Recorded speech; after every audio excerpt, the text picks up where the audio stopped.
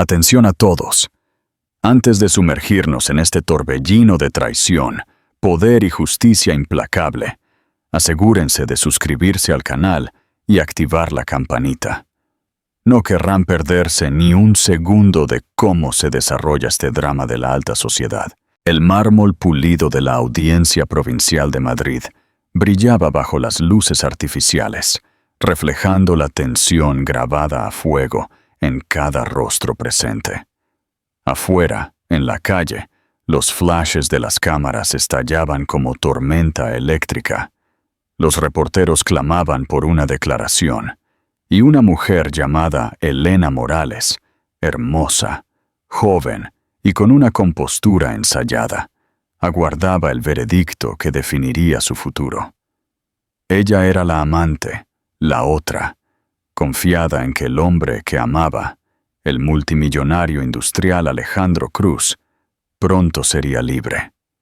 Pero adentro, en la silenciosa majestuosidad de la sala del tribunal, otra mujer mantenía su posición con una dignidad inquebrantable. Esta era Victoria Valdés, la esposa. Una mujer despreciada, sí, pero lejos de estar rota. Lo que se desarrolló a continuación no fue simplemente un procedimiento de divorcio rutinario. Fue un intrincado tapiz de engaño, traición y la brillante venganza a largo plazo de una esposa que supo jugar sus cartas. Esta es la historia de cómo una mujer, que aparentemente no tenía nada que perder, se marchó con absolutamente todo, dejando a un titán de la industria española y a su joven amante, con nada más que el sabor amargo de su propia y desmedida arrogancia. España entera conocía a Alejandro Cruz como un titán, un hombre cuyo nombre era sinónimo de poder y opulencia. Su empresa, Industrias Cruz, tenía sus tentáculos en todo, desde la tecnología aeroespacial puntera hasta el mercado inmobiliario de lujo en la Costa del Sol. Su rostro adornaba las portadas de las revistas financieras más prestigiosas, y su opinión era buscada por líderes políticos en Madrid y Bruselas. Para el público, él era el epítome del éxito ibérico, un Midas moderno, cuyo toque convertía todo en oro. Y de su brazo, durante 25 años, había estado Victoria. Victoria Valdés era la perfecta esposa corporativa, amable, inteligente e impecablemente vestida, siempre con diseñadores nacionales. Ella había sido la socia silenciosa en el ascenso meteórico de Alejandro. Había organizado las cenas benéficas, encantado a los inversores extranjeros y criado a sus 2 hijos, un heredero y una repuesto, en una extensa finca en La Moraleja, una de las zonas más exclusivas de Madrid, que se sentía más como un museo curado que como un hogar cálido. Era una vida de jaulas doradas y sacrificios silenciosos, una vida que Victoria había aceptado como el precio de admisión al mundo enrarecido de Alejandro. Las primeras grietas en su fachada perfecta aparecieron no con un estruendo, sino con un susurro apenas perceptible. Un número equivocado en una llamada telefónica a altas horas de la noche, un extracto de tarjeta de crédito de una boutique exclusiva en la Milla de Oro de Madrid que Victoria nunca había visitado. El aroma de un perfume desconocido y costoso, aferrado a la solapa de una chaqueta de traje italiana. Eran cosas pequeñas, fácilmente explicables por un hombre tan hábil en la negociación como Alejandro. Una cena de negocios que se alargó, un regalo para la esposa de un cliente importante, una colega que se había acercado demasiado en un ascensor abarrotado. Victoria, queriendo creerle desesperadamente, había aceptado sus explicaciones. Hacer lo contrario habría sido reconocer el temblor bajo sus pies, aquel que amenazaba con derrumbar su mundo cuidadosamente construido. Pero los susurros crecieron en volumen, tomando la forma de titulares de prensa rosa y fotos borrosas de paparazzi. Alejandro, riendo con una mujer que decididamente no era su esposa en un yate frente a la costa de Ibiza. Alejandro, con su brazo alrededor de la misma mujer, saliendo de un hotel de 5 estrellas en Sevilla. La mujer ahora tenía un nombre: Elena Morales.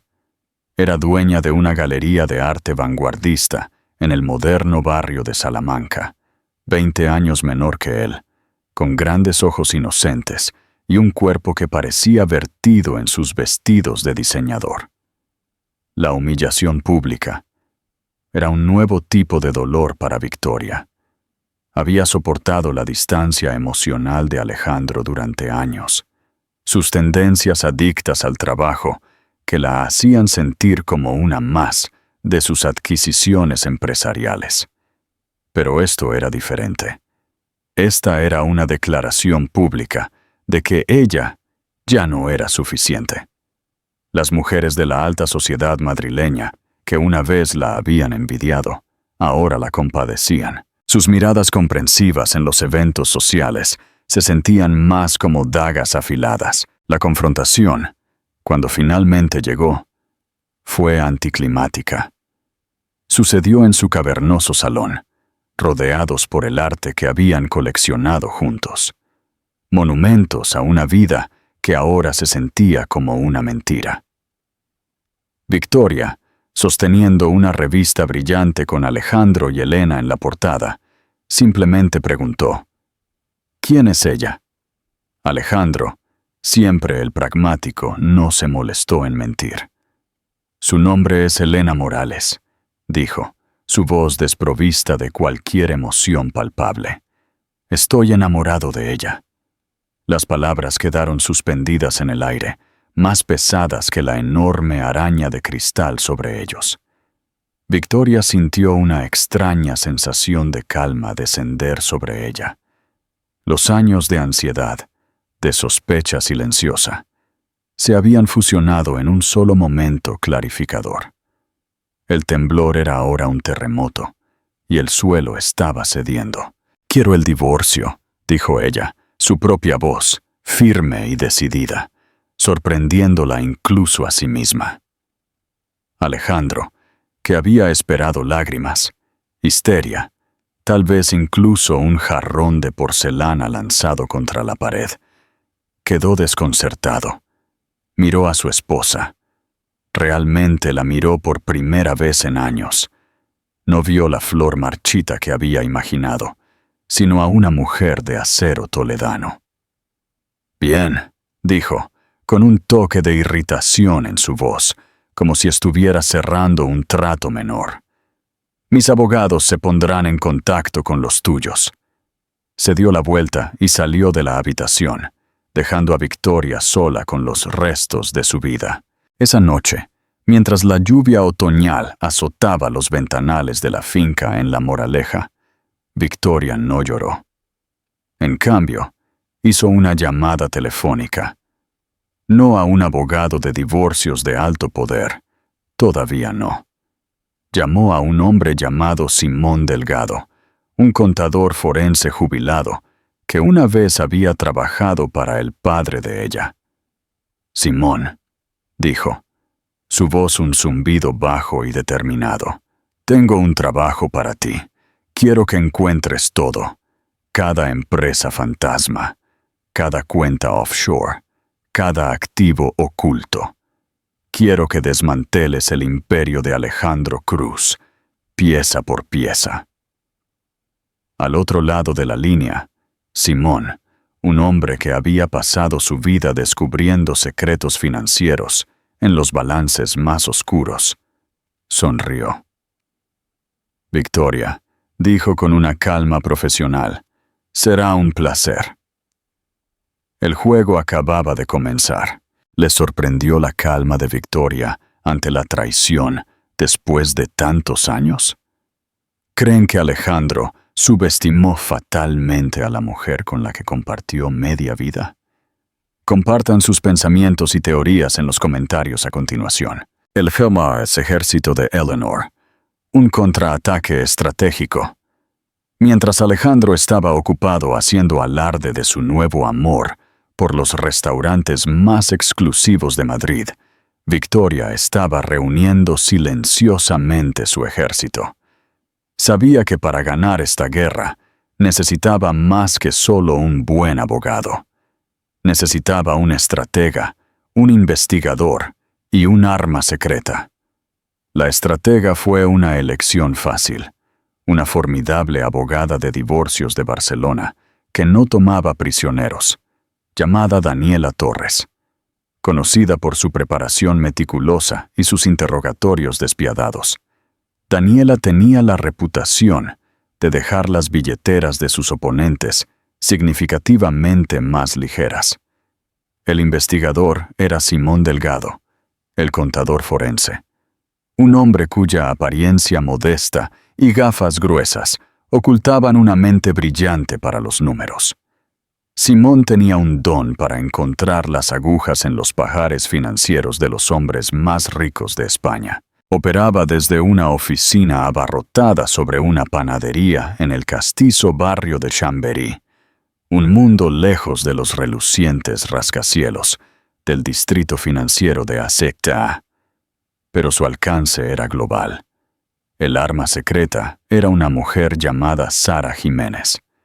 Sara era una ex restauradora de arte, que ahora dirigía una firma boutique de asesoría de arte. También era una de las pocas personas que conocía el lado oscuro del mundo del arte. Un mundo de falsificaciones, tasaciones infladas y ventas secretas. Un mundo que Alejandro y Elena habían estado utilizando para su ventaja. La primera reunión de Victoria con su equipo tuvo lugar en una discreta suite de hotel en el centro de Madrid.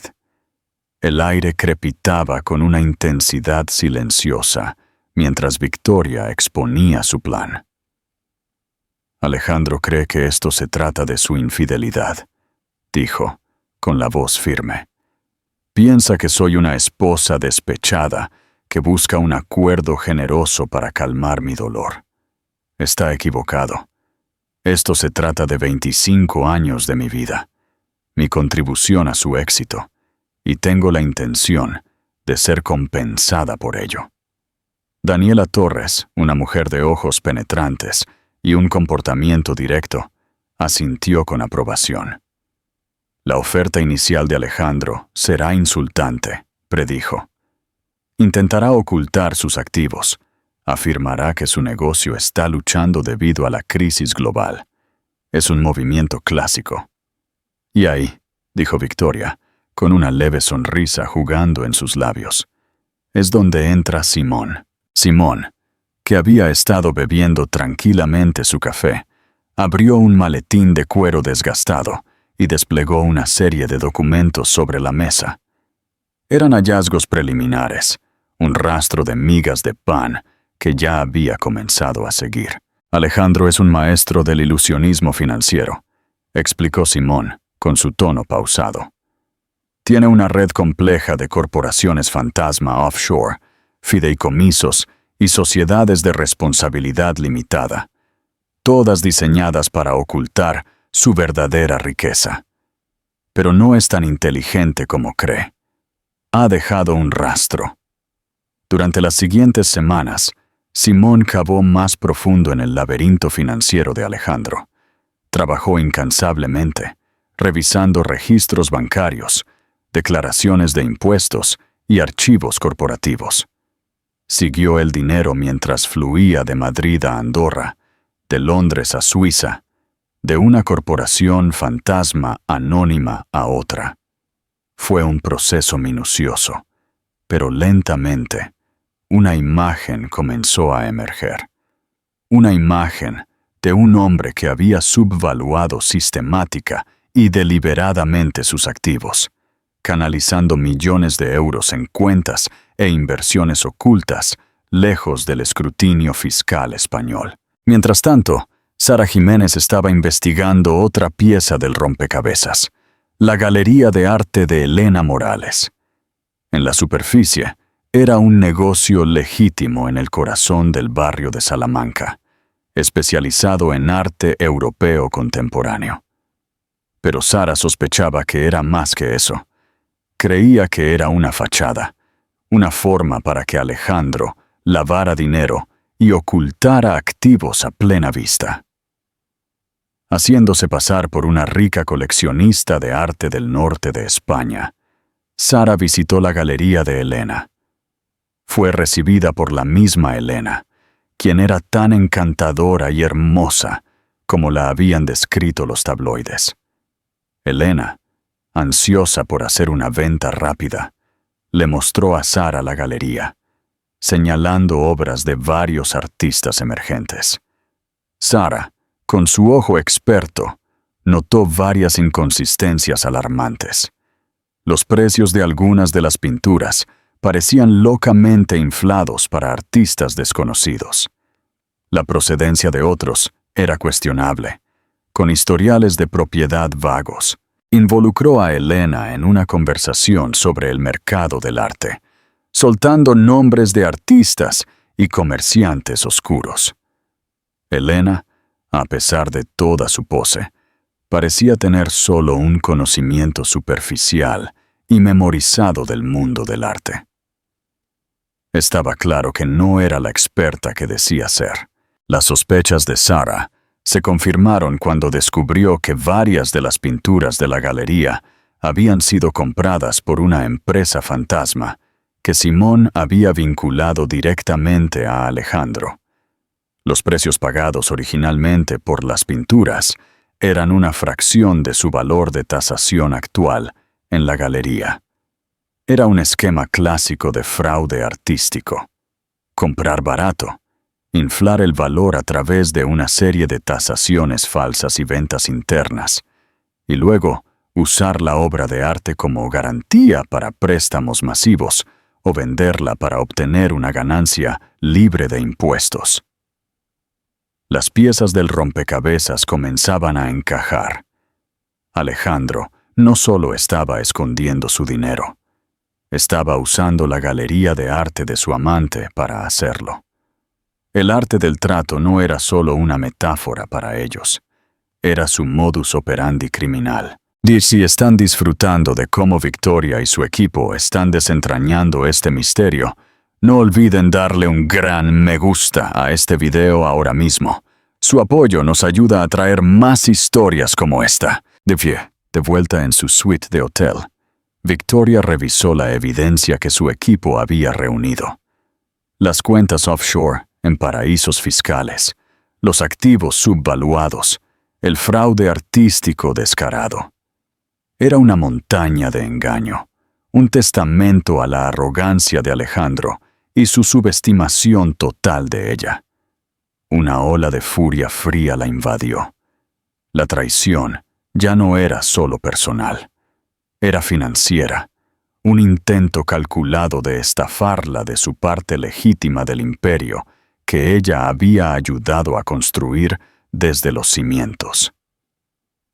No solo va a pagar lo que me debe, dijo a Daniela y Simón, su voz endurecida con determinación. Va a pagar por su arrogancia, va a pagar por subestimarme. Vamos a despojarlo de todo lo que tiene.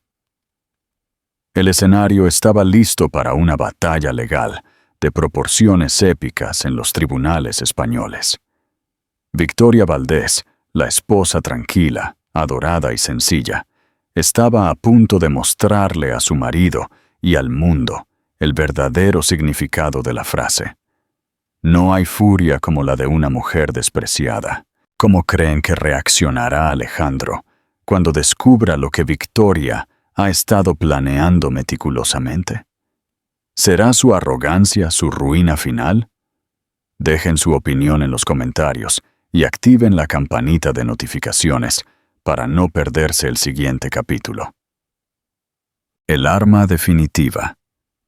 A medida que comenzaba la fase de descubrimiento de los procedimientos de divorcio, Alejandro Cruz permanecía felizmente inconsciente de la tormenta perfecta que se estaba gestando en el horizonte. Era un hombre acostumbrado a ganar, a doblegar al mundo a su voluntad con una llamada telefónica. En su mente, el divorcio era una simple transacción, un trato comercial, no diferente a cualquier fusión o adquisición. Le ofrecería a Victoria un acuerdo generoso, más que generoso, pensó, y ella desaparecería silenciosamente de su vida hacia alguna villa en la costa, dejándolo libre para casarse con la hermosa y adorada Elena. Su equipo legal, una falange de abogados corporativos de alto precio de un prestigioso bufete del Paseo de la Castellana, compartía su confianza ciega. Veían a Victoria como la típica esposa despreciada, emocional e irracional, fácilmente apaciguada con una gran suma de dinero para mantener su estatus social. Presentaron a Daniela Torres una oferta inicial, un pago único de 50 millones de euros, más la finca de La Moraleja y una pequeña cartera de acciones. Era una fortuna para cualquier estándar normal, pero era una miseria en comparación con la verdadera riqueza oculta de Alejandro. Daniela Torres, como se predijo, rechazó la oferta de plano sin siquiera pestañear. La oferta del señor Cruz es un insulto a mi clienta, declaró en una carta que goteaba desdén gélido. No nos dejaremos intimidar por sus intentos de ocultar sus activos.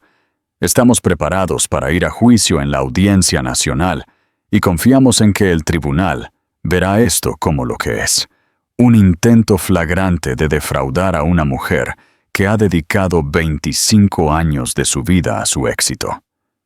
Alejandro se sintió divertido por el tono desafiante de la carta. «Está mintiendo», le dijo a su abogado principal, un hombre llamado Marcos Serrano. «Ella no tiene idea de lo que valgo. Dale un poco más, otros 10 millones. Ella lo tomará y correrá». Pero Victoria no estaba mintiendo. Mientras los abogados de Alejandro estaban ocupados preparando lo que pensaban que sería un caso simple y directo, el equipo de Victoria estaba trabajando en las sombras, construyendo meticulosamente su caso ladrillo por ladrillo. Simón Delgado había desenterrado una red compleja de engaño financiero que incluso él, un veterano experimentado de la contabilidad forense, encontró impresionante en su audacia.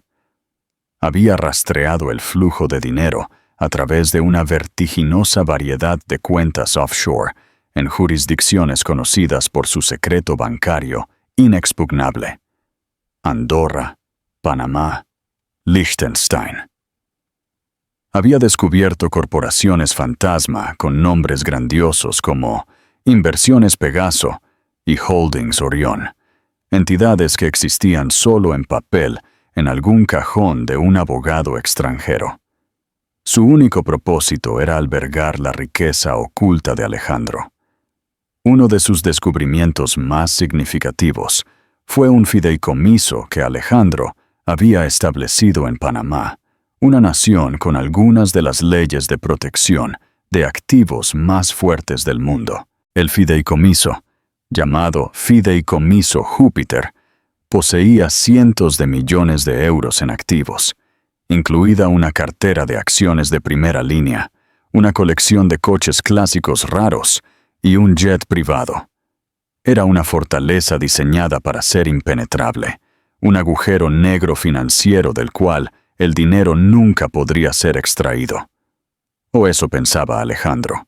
Mientras tanto, Sara Jiménez había continuado su investigación sobre la Galería de Arte de Elena Morales. Había cultivado una fuente, una ex empleada descontenta de la galería, que había sido despedida abruptamente por hacer demasiadas preguntas incómodas.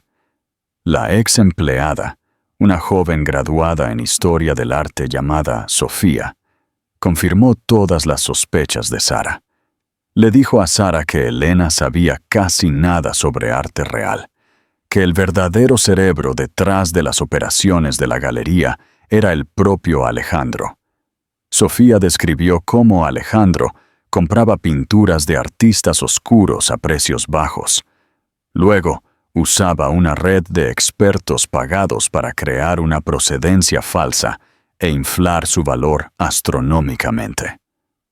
Las pinturas luego se vendían a una de las corporaciones fantasma de Alejandro al precio inflado, creando un rastro de papel que hacía parecer que la galería era un negocio legítimo y altamente rentable. La obra de arte en sí misma se utilizaba luego como garantía para préstamos bancarios, que Alejandro luego canalizaba de regreso a sus cuentas ocultas. La pieza de evidencia más condenatoria que Sofía proporcionó fue un conjunto de correos electrónicos codificados entre Alejandro y Elena, correos que Sofía había copiado en secreto antes de ser despedida. Los correos electrónicos, disfrazados como charlas de amantes, eran en realidad un registro detallado de su esquema de lavado de dinero.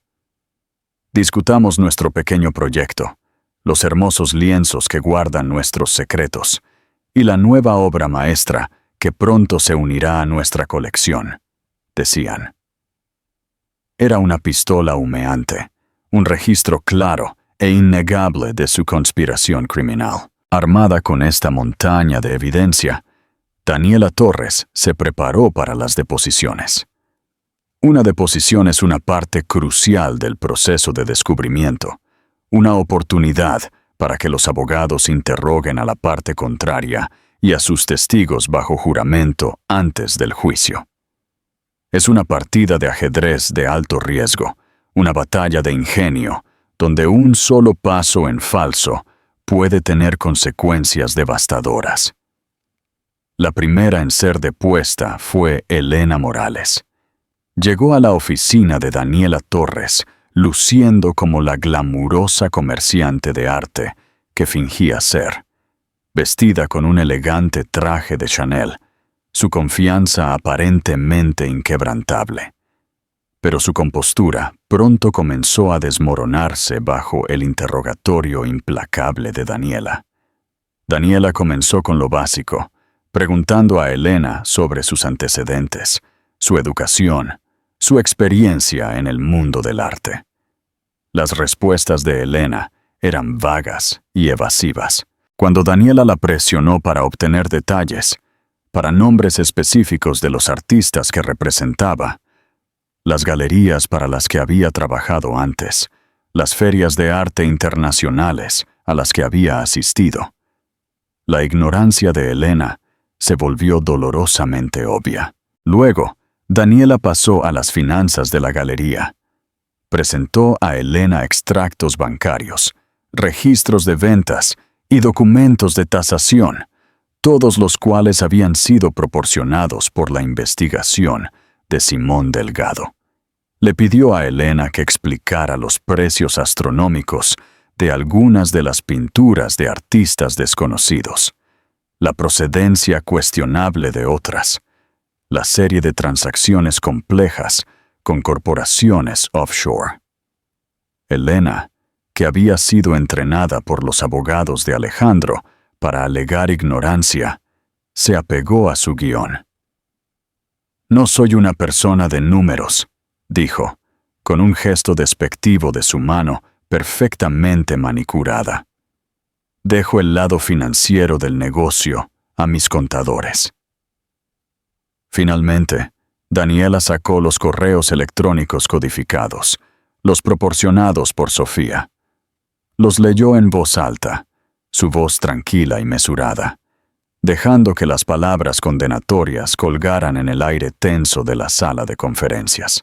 La cara de Elena se puso blanca como el papel, el color se drenó de sus mejillas. Su fachada, cuidadosamente construida, se hizo añicos como un jarrón valioso que cae al suelo. Miró a su abogado, sus ojos muy abiertos por el pánico, pero no había nada que él pudiera hacer para salvarla. Estaba atrapada, sus mentiras expuestas para que todos las vieran bajo la luz cruda de la verdad. La deposición fue un desastre absoluto para el caso de Alejandro. Elena, la mujer con la que pretendía casarse y empezar una nueva vida. Había sido revelada como una figura clave en su esquema criminal para defraudar a su esposa. La hermosa y adorada comerciante de arte era ahora una co-conspiradora, una responsabilidad pasiva que amenazaba con derribar todo su castillo de naipes. Cuando Alejandro fue informado del resultado de la deposición, su diversión se convirtió en furia fría y calculadora. Había subestimado a Victoria, su inteligencia, su determinación, su capacidad de ser despiadada cuando era necesario. Había pensado que estaba jugando a las damas, pero estaba en una partida de ajedrez tridimensional de alto nivel y estaba perdiendo estrepitosamente. La tormenta que se había estado gestando finalmente se había desatado, y Alejandro Cruz, el hombre que siempre había tenido el control, ahora estaba atrapado en su ojo. El juicio aún estaba a semanas de distancia, pero la primera batalla crucial se había librado, y Victoria Valdés había ganado decisivamente. ¿Creen que Elena merecía ser expuesta de esta manera tan brutal? ¿Cuán cegado estaba Alejandro por su propia arrogancia para no ver el peligro? Dejen sus comentarios apasionados y no olviden suscribirse para el próximo giro impactante en esta saga. El colapso de la deposición de Elena envió una onda de choque a través del campamento de Alejandro. Sus abogados, que habían estado tan confiados antes, ahora estaban en un estado de pánico apenas disimulado. Aconsejaron a Alejandro que llegara a un acuerdo de inmediato, que ofreciera a Victoria una suma de dinero mucho mayor para hacer que todo desapareciera antes de que llegara a un tribunal público. Pero Alejandro, con su orgullo herido y su arrogancia intacta, se negó rotundamente. «No seré chantajeado por mi propia esposa», espetó, golpeando su escritorio de caoba. «Iremos a juicio, lucharemos y ganaremos». Fue una decisión nacida de la arrogancia pura, un error de cálculo fatal que finalmente sellaría su destino. Todavía creía que podía superar a Victoria, que podía usar su inmensa riqueza y poder para aplastarla en los tribunales españoles. Decidió jugar su carta de triunfo, la que había estado guardando en reserva, la que creía que sería su arma definitiva para romper el espíritu de Victoria. Su hijo, Alejandro Cruz Jr., conocido por todos como Alex. Alex tenía 24 años, un reciente graduado de una prestigiosa escuela de negocios que acababa de empezar a trabajar en la empresa de su padre. Era el chico de oro, guapo, encantador y ferozmente leal a su padre. Había crecido idolatrando a Alejandro, viéndolo no solo como un padre, sino como un héroe, un gigante entre los hombres que movía los hilos de la industria. Había sido protegido de la fealdad del matrimonio de sus padres, de las constantes infidelidades de su padre, de la desesperación silenciosa y la soledad de su madre. Alejandro convocó a Alex a su oficina, un vasto e imponente espacio en el último piso del edificio de Industrias Cruz en Madrid, con vistas panorámicas de la ciudad.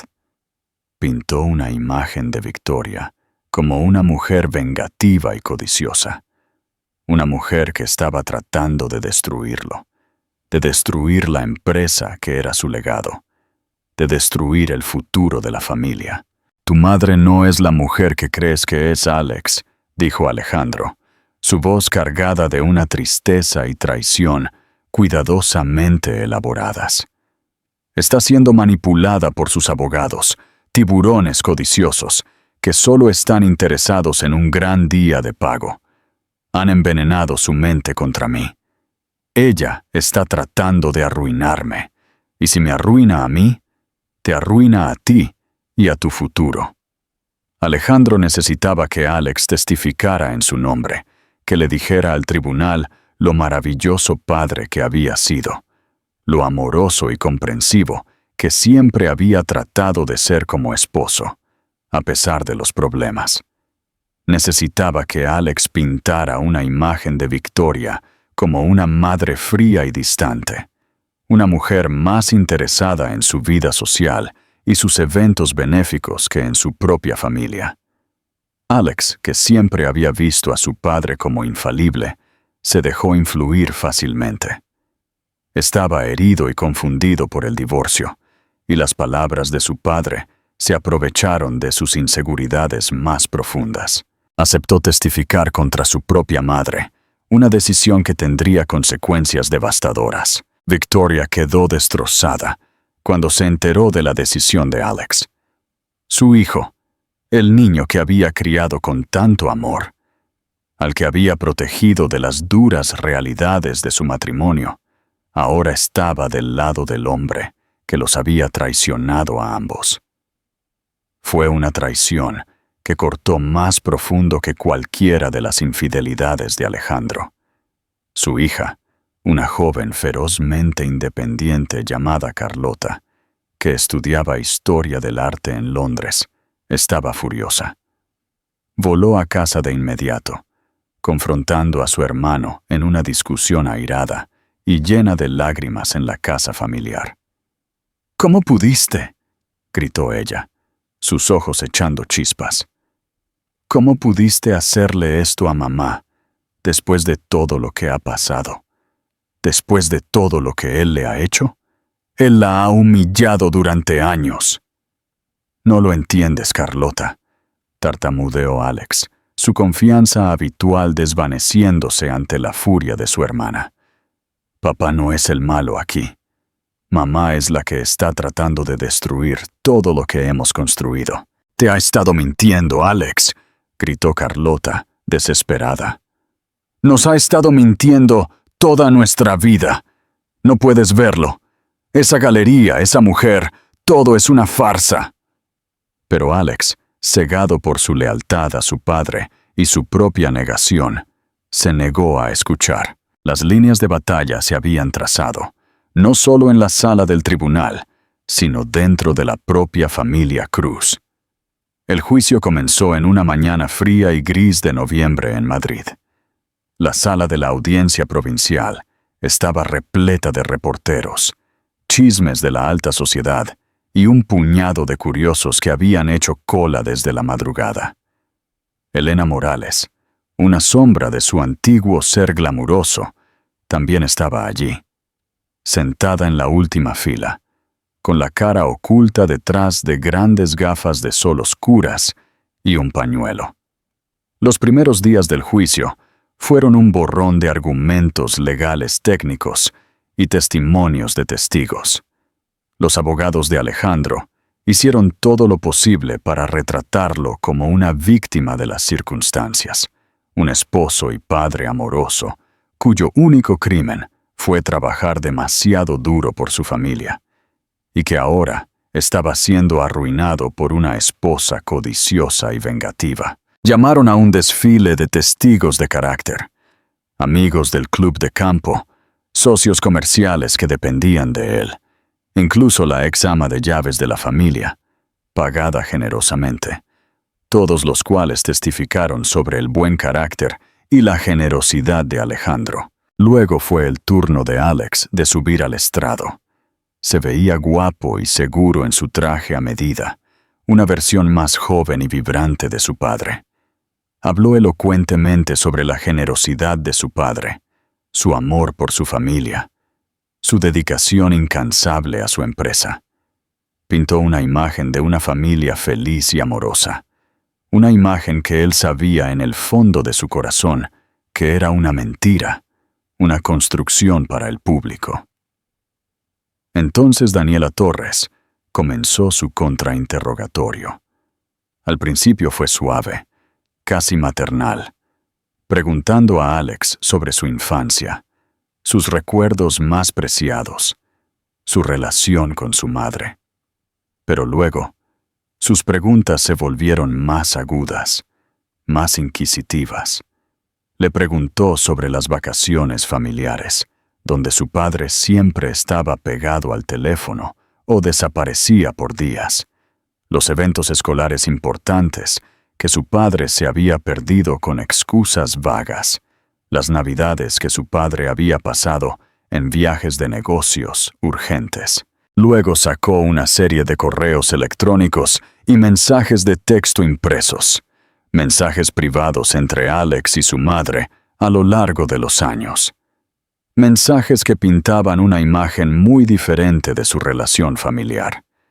Mensajes donde Alex, de adolescente, se quejaba amargamente a su madre sobre la ausencia constante de su padre, donde le agradecía a ella por su apoyo inquebrantable cuando su padre no estaba, donde le decía que ella era la única que realmente lo entendía y lo cuidaba. El testimonio cuidadosamente construido de Alex comenzó a desmoronarse bajo el peso de sus propias palabras pasadas.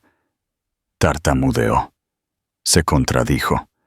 Miró desesperadamente a su padre en busca de ayuda o guía, pero Alejandro no podía hacer nada más que observar, con el rostro convertido en una máscara de furia fría y contenida. El golpe final, el golpe de gracia, llegó cuando Daniela Torres presentó una copia de un documento de fideicomiso. Un fideicomiso que Alejandro había establecido en secreto para Alex y Carlota años atrás. El fideicomiso se financiaría tras la muerte de Alejandro, asegurando su futuro. Pero había una cláusula cruel, vengativa y controladora, escondida en la letra pequeña, que establecía que si Victoria alguna vez se volvía a casar después de un divorcio, tanto Alex como Carlota serían desheredados automáticamente y no recibirían ni un céntimo. La sala del tribunal cayó en un silencio sepulcral mientras Daniela leía la cláusula en voz alta, cada palabra resonando como una sentencia. Alex miró el documento con incredulidad, su rostro pálido como la cera. Nunca había sabido de esta cláusula. Miró a su padre, sus ojos suplicando una explicación, una negación, algo. Pero Alejandro solo miraba al frente, con la mandíbula apretada, incapaz de enfrentar la mirada de su hijo. En ese momento, la venda cayó de los ojos de Alex. Vio a su padre no como el héroe que había idolatrado, sino como lo que realmente era: un hombre manipulador, controlador y profundamente egoísta que usaría a sus propios hijos como peones en sus juegos retorcidos de poder y venganza contra su madre. Vio la verdad de las palabras de su madre, la verdad que su hermana Carlota había tratado desesperadamente de mostrarle. Había sido un tonto ciego y confiado utilizado por el hombre que más admiraba. Las lágrimas brotaron de los ojos de Alex mientras miraba a su madre, sentada dignamente en la mesa de los demandantes. «Lo siento mucho, mamá», susurró, su voz ronca y quebrada por la emoción, audible en el silencio atónito de la sala. «Lo siento tanto, tanto». La traición de un hijo había resultado contraproducente de la manera más espectacular. El arma definitiva de Alejandro le había explotado en la cara y en el proceso había revelado al tribunal y al mundo las verdaderas profundidades de su crueldad y su necesidad de control. El juicio estaba lejos de terminar, pero la marea había cambiado dramáticamente y ahora estaba cambiando irrevocablemente a favor de Victoria.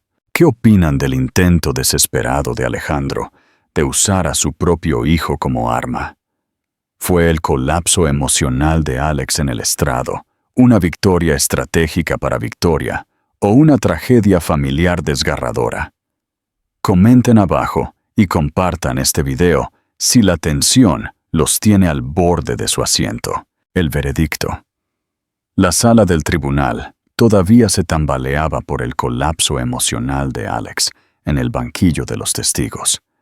La imagen del chico de oro, el heredero aparente, llorando y disculpándose con su madre frente a todos, fue poderosa y visceral, y tuvo un impacto profundo en todos los presentes, incluida la jueza. Alejandro Cruz, el titán de la industria. El amo del universo empresarial español, de repente parecía pequeño, mezquino y patético. Su equipo legal estaba en completo desorden. Su testigo estrella no solo había implosionado espectacularmente, sino que también había proporcionado inadvertidamente a la acusación una pieza de evidencia explosiva que hablaba del carácter del acusado. La cláusula vengativa en el fideicomiso de los hijos. La cláusula era una indicación clara de la malicia de Alejandro, su deseo de controlar y castigar a Victoria más allá de la disolución de su matrimonio, incluso desde la tumba.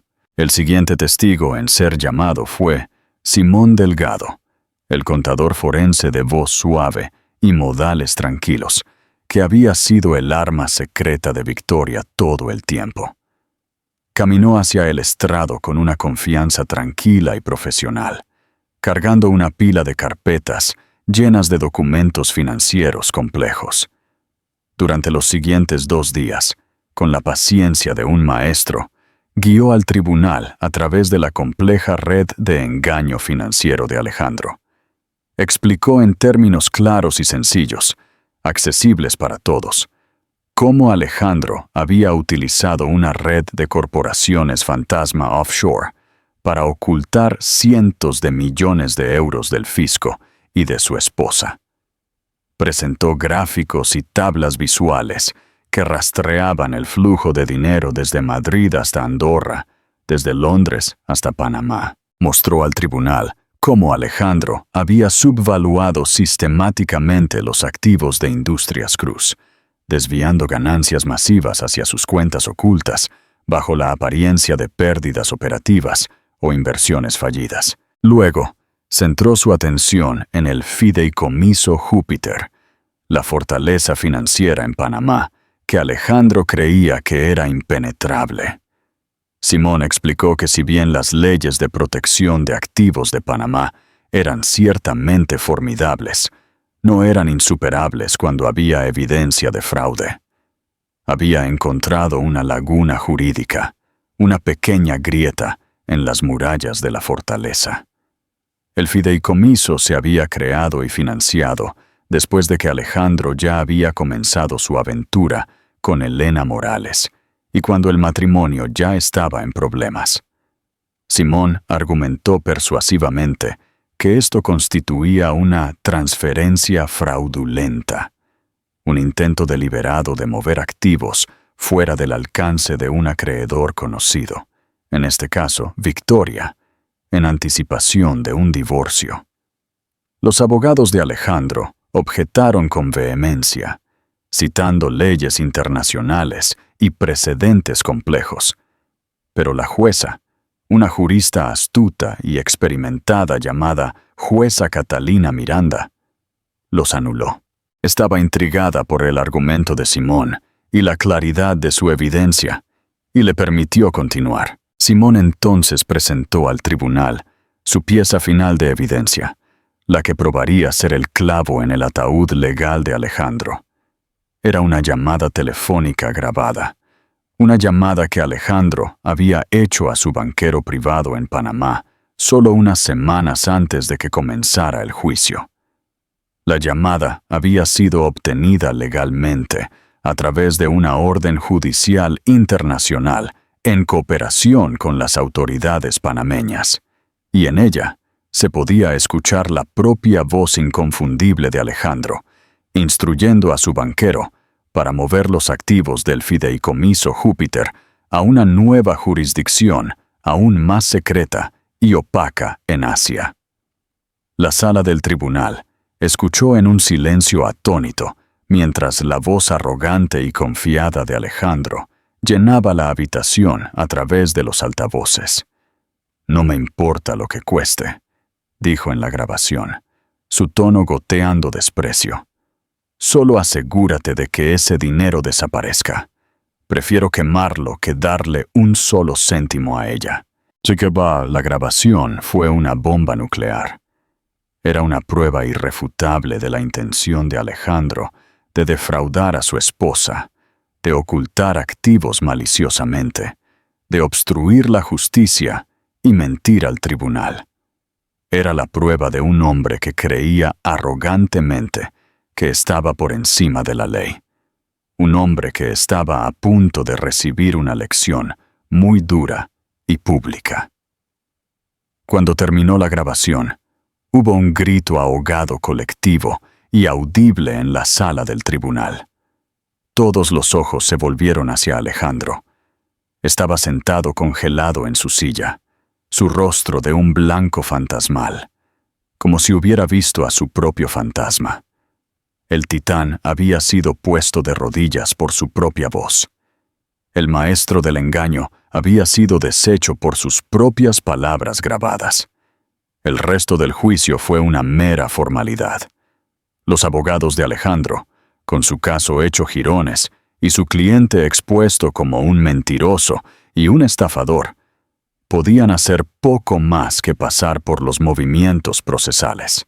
Intentaron desacreditar a Simón Delgado, retratarlo como un ex empleado descontento, con una vendetta personal contra la familia Cruz, pero el testimonio de Simón estaba demasiado bien documentado, respaldado por montañas de papel y datos. Su evidencia era demasiado abrumadora para ser ignorada. Finalmente, fue el turno de Victoria de subir al estrado. Caminó hacia el banquillo de los testigos, con una dignidad tranquila que imponía respeto. Su compostura inquebrantable, a pesar de la tormenta emocional que la rodeaba.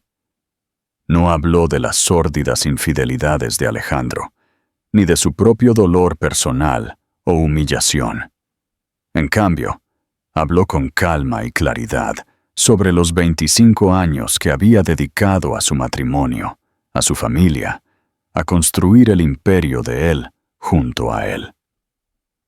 Habló de las innumerables noches que había pasado esperando que él llegara a casa de la oficina mientras la cena se enfriaba, las cenas de negocios cruciales que había organizado perfectamente en su casa, los clientes difíciles a los que había encantado con su diplomacia. Habló de los sacrificios personales que había hecho, los sueños propios que había puesto en espera, la vida que había vivido a la sombra de la ambición de él, asegurándose de que su vida doméstica funcionara sin problemas para que él pudiera conquistar el mundo empresarial. Su testimonio no fue melodramático ni excesivamente emocional, pero fue increíblemente poderoso en su verdad simple. Era la historia de una mujer que había sido una verdadera socia, una socia silenciosa pero esencial en cada sentido de la palabra. Y era la historia de una mujer que ahora exigía lo que le correspondía por derecho. Cuando terminó, hubo un profundo silencio de respeto en la sala del tribunal. Incluso la jueza Miranda, una mujer dura que lo había visto todo en los tribunales de Madrid, parecía visiblemente conmovida por la dignidad de Victoria. Miró a Victoria con un nuevo respeto, una nueva comprensión. No vio a una víctima pasiva, sino a una sobreviviente, una mujer de fuerza y resistencia formidables. Los argumentos finales fueron breves. Daniela Torres, en un resumen magistral y contundente, expuso la evidencia del fraude masivo de Alejandro, su crueldad calculada hacia su esposa e hijos, su flagrante desprecio por la ley y el tribunal. El abogado de Alejandro, en un último esfuerzo desesperado y débil, trató de retratar a Victoria como una mujer consumida por la codicia y la venganza, buscando destruir a un gran hombre. Pero era demasiado tarde. La evidencia era abrumadora. La marea había cambiado irreversiblemente. El desmoronamiento de un titán estaba completo. Todo lo que quedaba era que la jueza dictara su veredicto final. Estuvo el testimonio de Simón Delgado a la altura de sus expectativas como el arma secreta. ¿Fue el discurso final de Victoria una obra maestra de dignidad y fuerza? Díganos qué piensan en los comentarios. El enfrentamiento final, el día en que se iba a dictar sentencia. El aire en la Audiencia Provincial de Madrid era tan denso de tensión que se sentía como un peso físico sobre los hombros de todos. Cada asiento estaba ocupado. Los bancos gemían bajo la anticipación colectiva de reporteros de todos los medios principales, chismes de la alta sociedad que habían seguido el juicio con fervor casi religioso, y estudiantes de derecho ansiosos por presenciar lo que prometía ser historia legal española. En la primera fila, los flashes de las cámaras brillaban, reflejándose en los rostros estoicos del equipo de Victoria. Ella estaba sentada entre Daniela Torres y Simón Delgado, un retrato de calma desconcertante. Sus manos estaban cuidadosamente entrelazadas en su regazo, pero Daniela, sentada a su lado, podía ver el leve y rítmico apretón de sus nudillos blancos. Era la única señal visible de la tempestad emocional que rugía dentro de ella. Al otro lado del pasillo central, se sentaban los restos de la vida de Alejandro Cruz. Su costoso traje italiano parecía colgar de él ahora, su figura disminuida, encogida. El titán confiado y arrogante había desaparecido, reemplazado por un hombre hueco, con ojos angustiados y ojeras profundas. Miraba fijamente al frente, hacia el estrado vacío del juez, su mandíbula apretada tan fuerte que un músculo palpitaba erráticamente en su mejilla. Su equipo legal susurraba nerviosamente a su lado, barajando papeles que ahora eran completamente inútiles.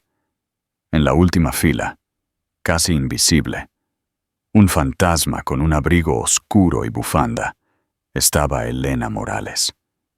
Se veía pequeña, anónima, despojada de todo su glamour prestado, una espectadora en la ejecución pública de la vida lujosa que había codiciado tan desesperadamente. Un golpe seco y autoritario de un mazo anunció la llegada de la jueza. «Todos de pie», retumbó la voz del alguacil, y la sala del tribunal se puso de pie con un ruido sordo de sillas arrastradas y ropa crujiendo. La jueza Catalina Miranda entró, su toga negra ondeando detrás de ella con autoridad. Se movía con un ritmo deliberado y pausado que parecía absorber el oxígeno restante de la habitación. Era una mujer que entendía la gravedad del poder judicial, y hoy lo ejercería en términos absolutos. Tomando su asiento en el estrado elevado, examinó la sala del tribunal por encima de sus gafas de lectura. Su mirada barrió los rostros ante ella, deteniéndose una fracción de segundo más en Alejandro. Era una mirada desprovista de piedad, una mirada de pura y adulterada evaluación judicial. «He llegado a un veredicto», comenzó, su voz clara y nítida, cortando el silencio expectante como un cuchillo. Toda la sala del tribunal se inclinó hacia adelante como un solo organismo. Este ha sido un juicio largo y difícil, con pruebas complejas. Los procedimientos de divorcio a menudo lo son. Exponen los detalles tristes y sórdidos de un matrimonio que se ha roto trágicamente. Pero lo que se ha desarrollado en esta sala del tribunal durante las últimas semanas es algo mucho más perturbador que una simple disolución matrimonial. Este ha sido un juicio sobre una codicia profunda y sistemática, un engaño calculado a gran escala, y un abuso de poder impactante e inconcebible por parte de un hombre que se creía intocable. Alejandro se estremeció visiblemente en su asiento, como si hubiera sido golpeado físicamente. El poco color que le quedaba se drenó de su rostro. La jueza Miranda se puso un par de gafas de lectura y miró el grueso documento de sentencia ante ella. Abordemos primero el asunto de Industrias Cruz y su valoración. La defensa ha argumentado que esta es una corporación global compleja, sujeta a las fluctuaciones naturales del mercado. Esto es cierto en teoría.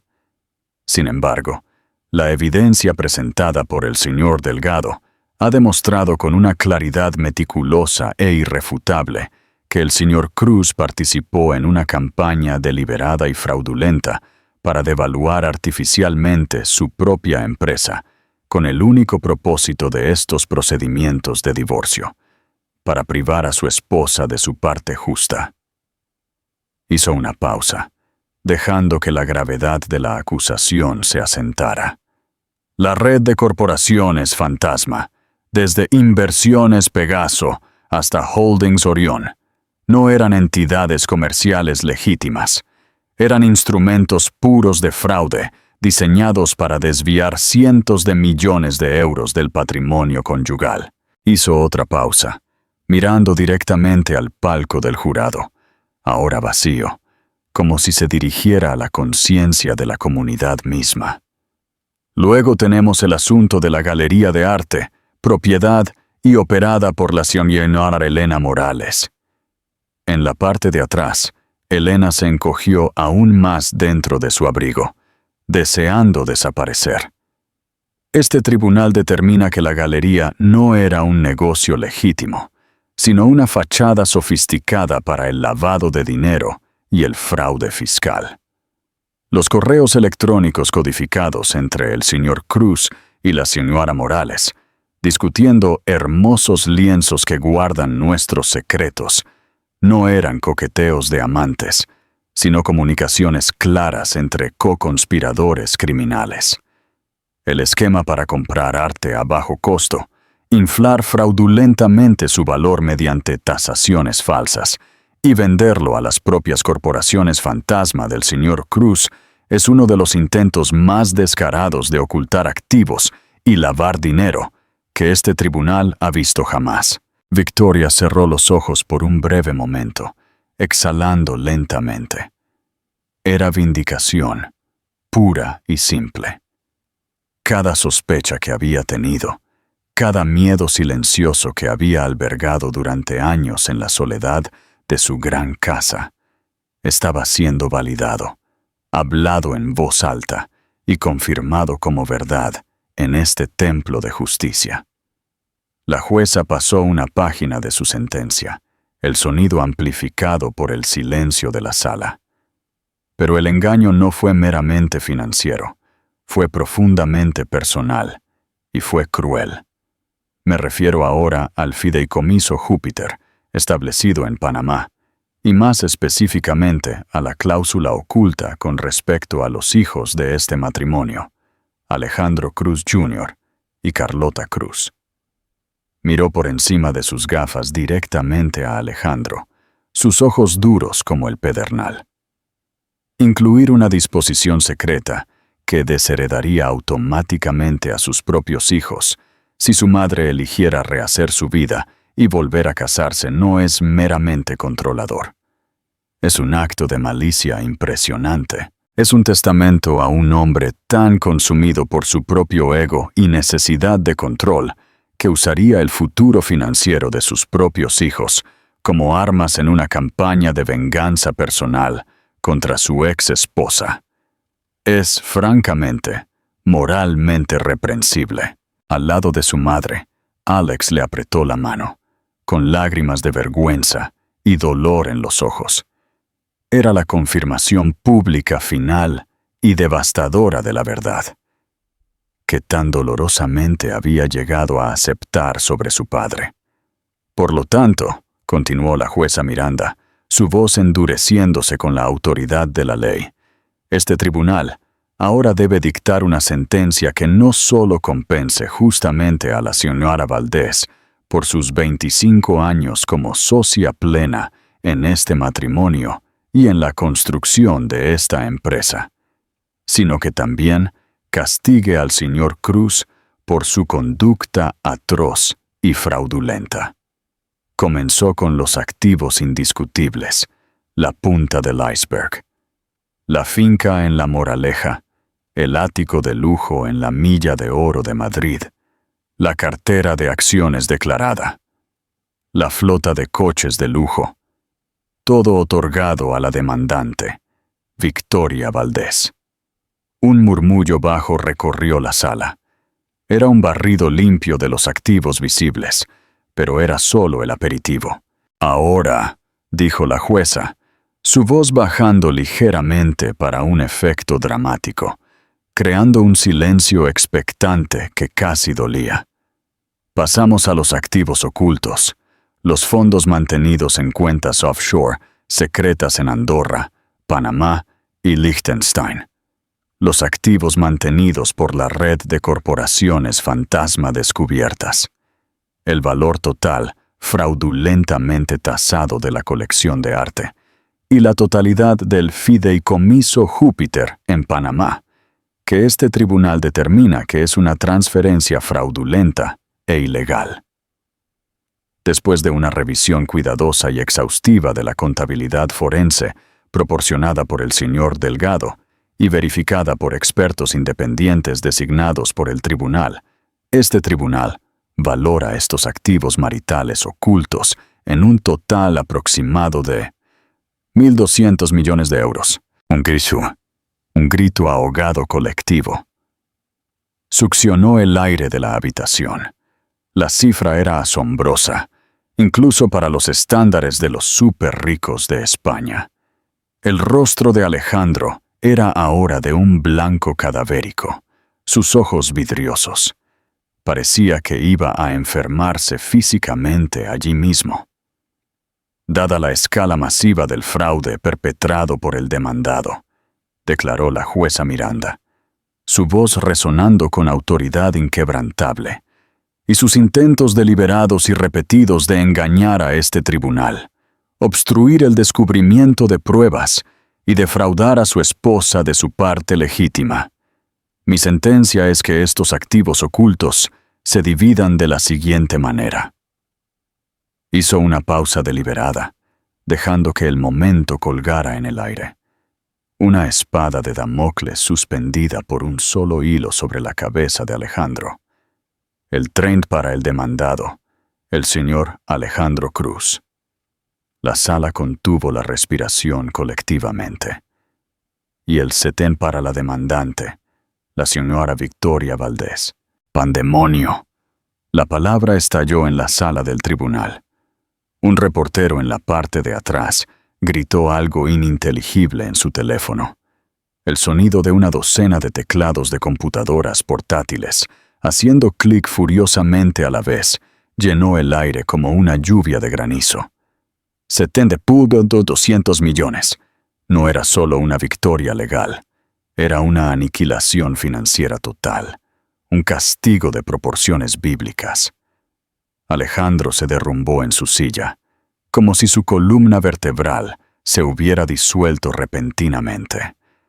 Su abogado le puso una mano en el hombro en un gesto inútil de consuelo, pero Alejandro estaba mirando al abismo que acababa de abrirse bajo sus pies, viendo cómo su fortuna y su poder se desvanecían.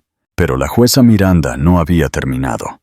Levantó una mano pidiendo silencio imperioso, y la sala obedeció instantáneamente.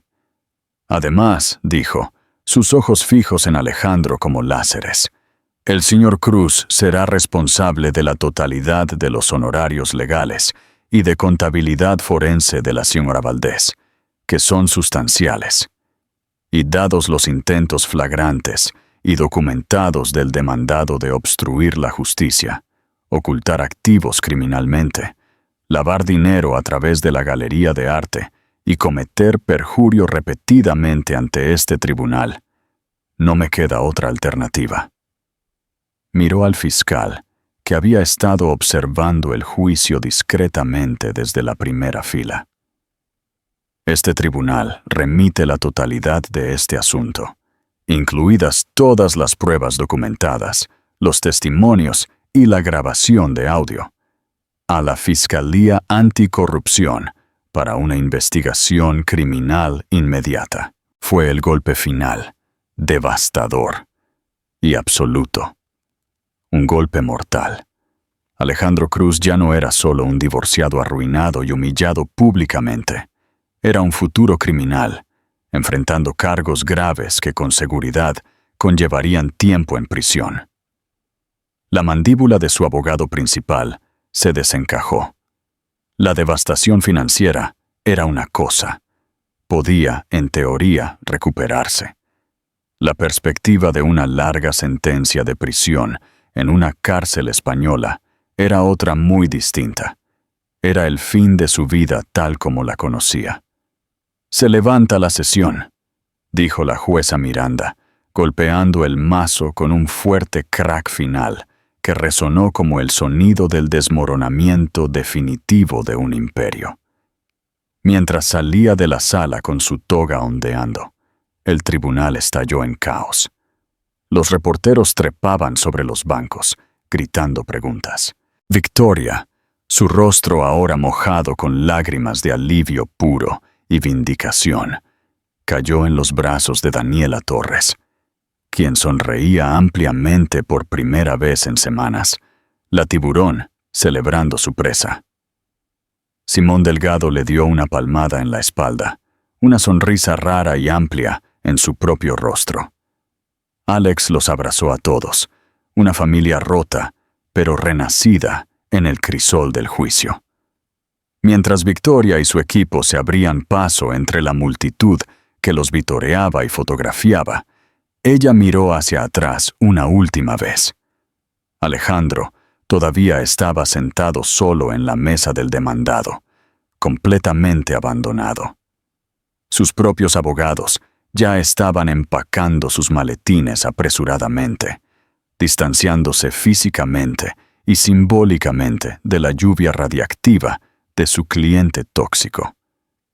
Se veía pequeño, patético, un rey sin reino, un hombre que lo había tenido todo: dinero, poder, una familia, y en su insaciable codicia y arrogancia, lo había perdido absolutamente todo. Con la amante había esperado afuera del tribunal por una victoria fácil y una vida de lujo, pero la esposa acababa de salir por la puerta principal con la justicia en sus manos. ¿Qué les pareció el veredicto final de la jueza Miranda? ¿Creían que Alejandro recibiría un castigo tan severo y completo, incluyendo la investigación criminal? Dejen su opinión apasionada en los comentarios y compartan esta historia si los dejó sin aliento y creyendo en la justicia poética. Un nuevo legado construido con propósito. A raíz del veredicto que sacudió los cimientos de la alta sociedad española, el mundo que una vez había girado en torno a Alejandro Cruz no solo se tambaleó, giró fuera de su eje y se desintegró en 1.000.000 de pedazos irreparables. Los titulares de los periódicos y los noticieros de televisión eran salvajes, una crucifixión pública para un hombre que una vez había sido adorado en el altar del capitalismo español. «La caída del titán», gritaba la portada del País. «De la mansión a Soto del Real, el Imperio Cruz se desmorona», informaba El Mundo en un especial de varias páginas. El hombre que una vez fue un rey, cuya cada declaración movía los mercados bursátiles, ahora era un cuento con moraleja susurrado en las salas de juntas de Madrid y Barcelona, un símbolo viviente de la arrogancia desmedida y su inevitable y espectacular caída. La Fiscalía Anticorrupción, a la que el equipo de Victoria le entregó el caso en bandeja de plata, con pruebas irrefutables, se movió con una velocidad y ferocidad que asombró incluso a los observadores legales más experimentados de España. enfrentado a una montaña de evidencia innegable, las cuentas offshore en paraísos fiscales, las tasaciones de arte fraudulentas confirmadas por expertos, los correos electrónicos incriminatorios y la grabación condenatoria de su propia voz ordenando ocultar activos, Alejandro estaba acorralado. Sus abogados de alto precio, que ahora también enfrentaban el escrutinio por su posible papel en ayudarlo, le aconsejaron que su única opción para evitar pasar el resto de su vida en una celda era cooperar plenamente. La arrogancia finalmente se hizo añicos ante la fría realidad de la prisión. Entumo en una tranquila sala de tribunal federal, despojado de sus trajes a medida italianos y luciendo frágil y derrotado en un simple mono de prisión, Alejandro Cruz se declaró culpable de múltiples cargos de conspiración, fraude electrónico, lavado de dinero y evasión fiscal masiva. El juez asignado al caso criminal, no conmovido por las súplicas de indulgencia de sus abogados que citaban su edad y su contribución previa a la economía, lo condenó a 10 años en una prisión federal de seguridad media, probablemente en Soto del Real. La caída de la gracia fue absoluta y brutal. El hombre que una vez voló en un jet privado Gulfstream, ahora viajaba en un furgón de transporte de prisioneros esposado.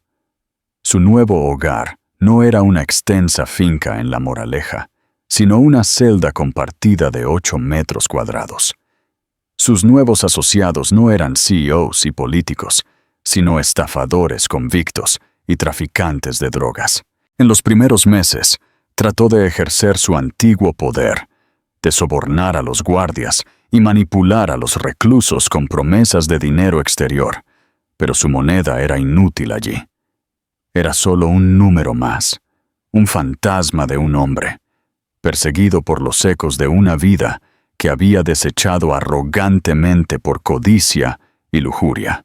Industrias Cruz, el gigante corporativo que él había construido desde cero, no pudo sobrevivir a la mancha indeleble de su fundador y sus crímenes.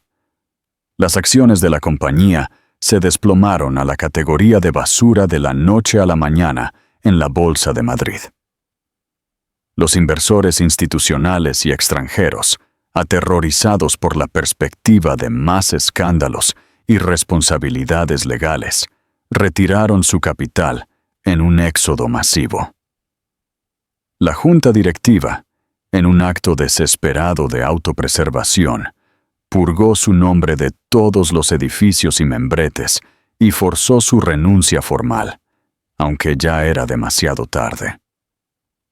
La compañía fue desmembrada como un cadáver por los buitres corporativos, sus divisiones rentables vendidas a competidores extranjeros por centavos de dólar. Fue un final triste e ignominioso para un imperio que una vez fue grande y orgulloso, desmantelado tan a fondo como Simón Delgado había desmantelado sus estados financieros fraudulentos.